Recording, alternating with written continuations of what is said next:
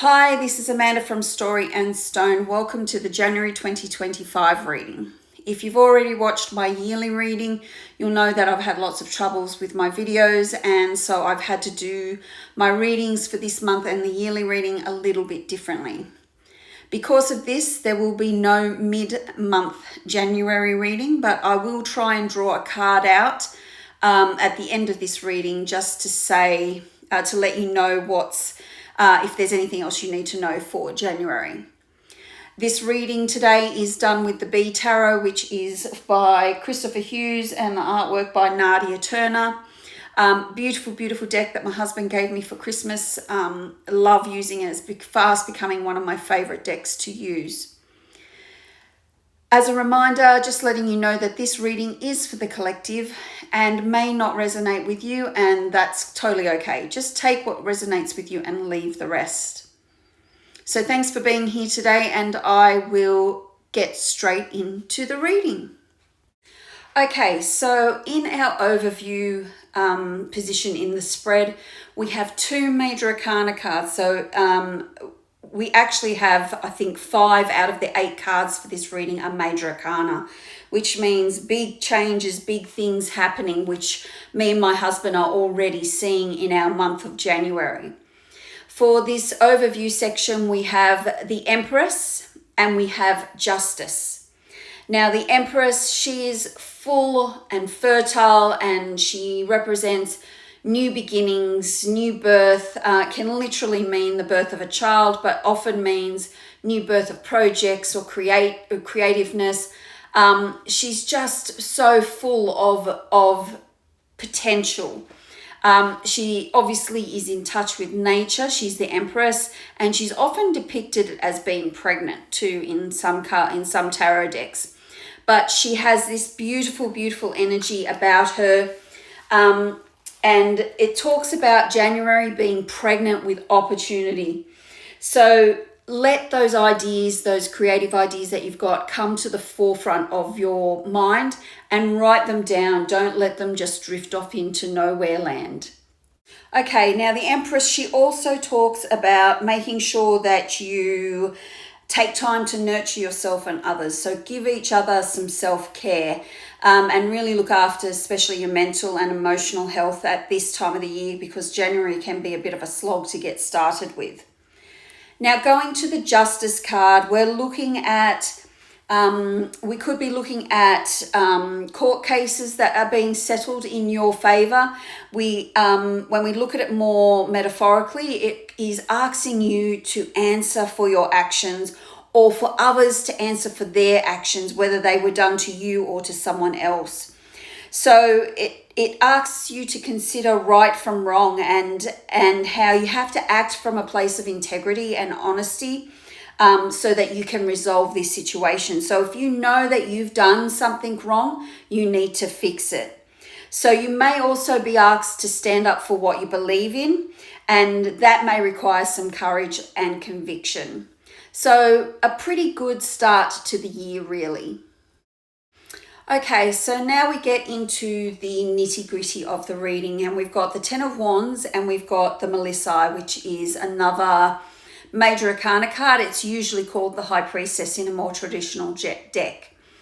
Now, the Ten of Wands are about taking on too much responsibility, feeling overwhelmed, knowing that the time is quite stressful.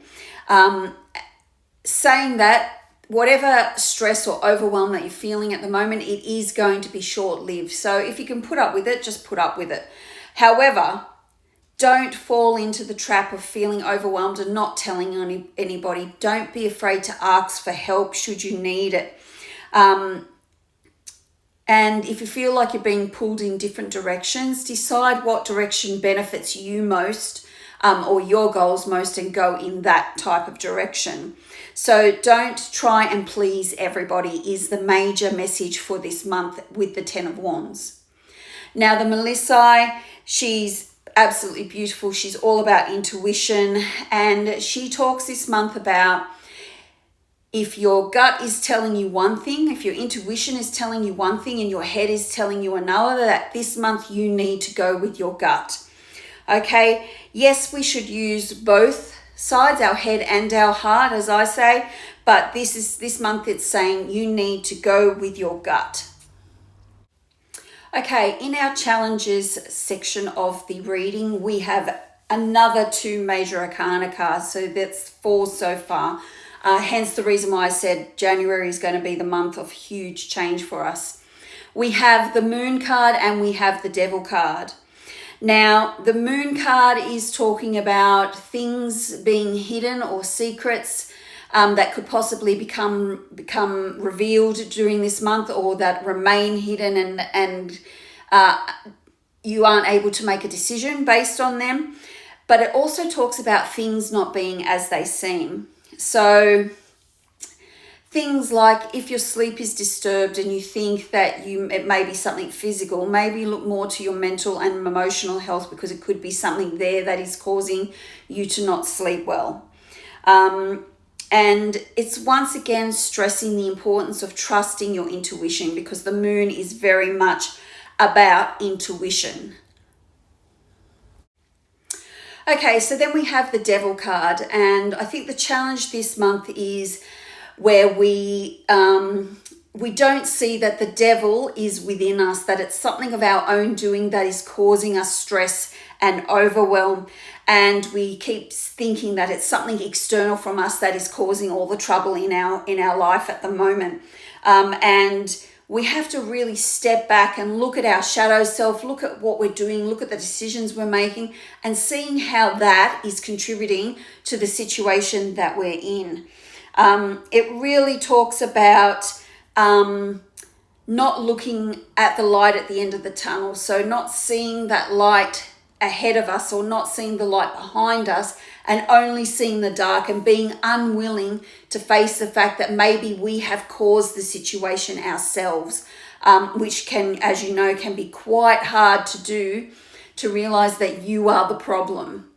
So the challenge here this month is to stay with your intuition. Don't think with your head, think with your heart, if I can say that, and to look at the fact that you could possibly be the problem this month. Finally, in our opportunities position of this spread, we have the Prince of Jars and we have the Queen of Pentacles. Now, the Prince of Jars is usually the Knight of Cups. And as you know, he wears his heart on his sleeve. He is in love with love. And he's really the quintessential romantic lover. So the opportunity this year is, this month, is to go with your heart rather than your head. So we're looking again, we're being stressed. Do not follow your head, follow your heart. And you got to feel, you got to use your emotions. Stop being so logical. Let your heart be your guide. And that will really be good for you this month. Okay, so then in the last spot in this position, we have the Queen of Pentacles. Now, she played a major part in the overview for 2025, and here she is already showing her face. As you know, she's one of my favorite cards. She's someone that I really admire and I'm inspired to be like. She really is encouraging this month to open your arms, open your doors to others, and be caring and nourishing of the people around you and of yourself as well. Especially because people may be lacking that at the moment.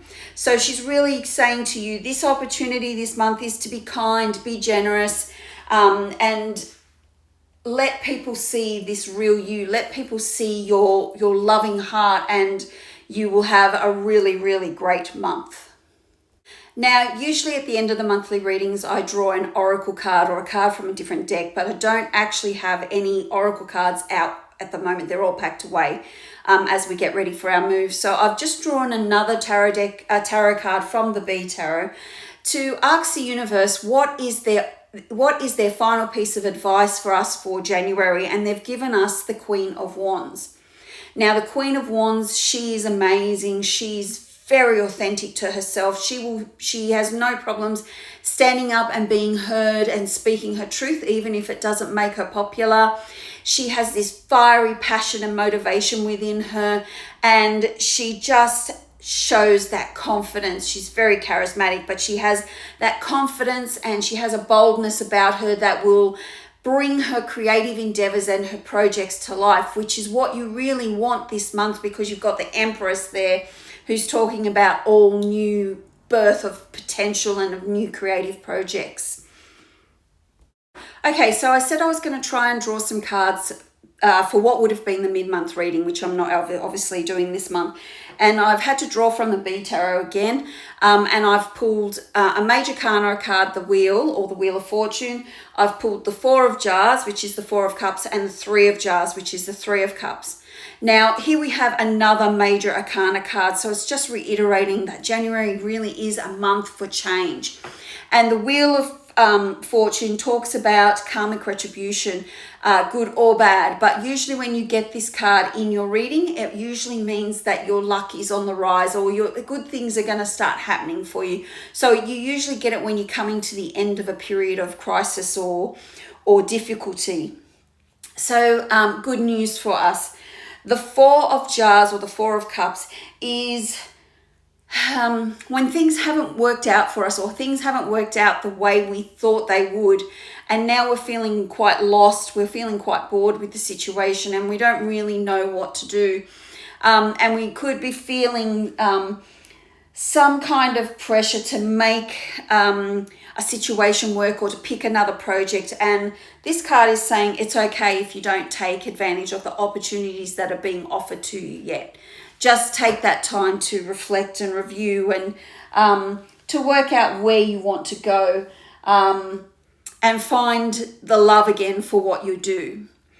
The Three of Jars, which is the Three of Cups, is all about celebration. So it's talking about getting together with kindred spirit, with like-minded people, with family and friends, and just enjoying life. And here in Australia, we're in the middle of summer at the moment. So if you're able to get together for a barbecue, go to the beach or have a picnic and really enjoy that beautiful summer weather that we have, and just bring that celebratory energy into your life for this month. Okay, so that's it for the reading for January 2025. I apologize once again for the setup and the quality of this video. But I hope you enjoy it. I'm hoping that I'll be all ready to go again for February. And fingers crossed, and I look forward to seeing you in that next video. Have a great month. Blessed be.